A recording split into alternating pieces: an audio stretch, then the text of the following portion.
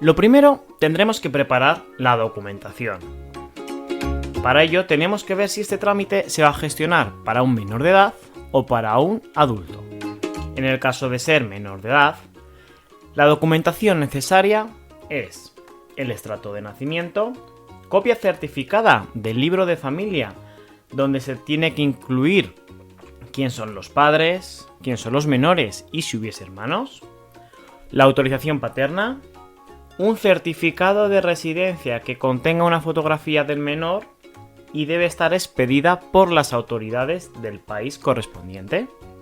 Y por último, fotocopias certificadas de los NIE de los progenitores.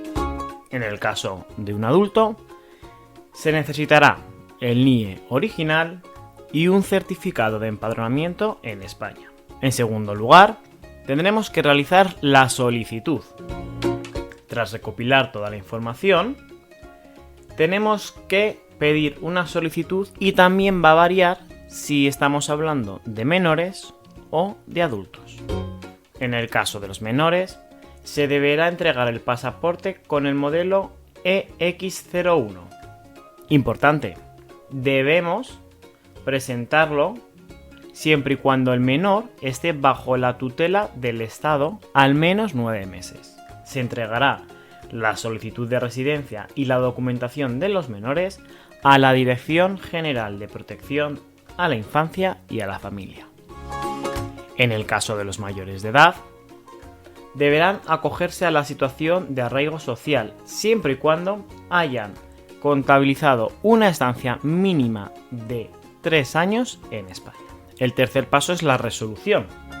Tras entregar la documentación y la solicitud, tenemos que ver qué dice la delegación de gobierno, que será la encargada de resolver la petición de residencia. Para ello, tiene un plazo máximo de 3 meses y será notificada la resolución a la Dirección General de Protección a la Infancia y a la Familia. En el caso favorable, el centro de acogimiento residencial será quien reciba la aprobación de solicitud de residencia.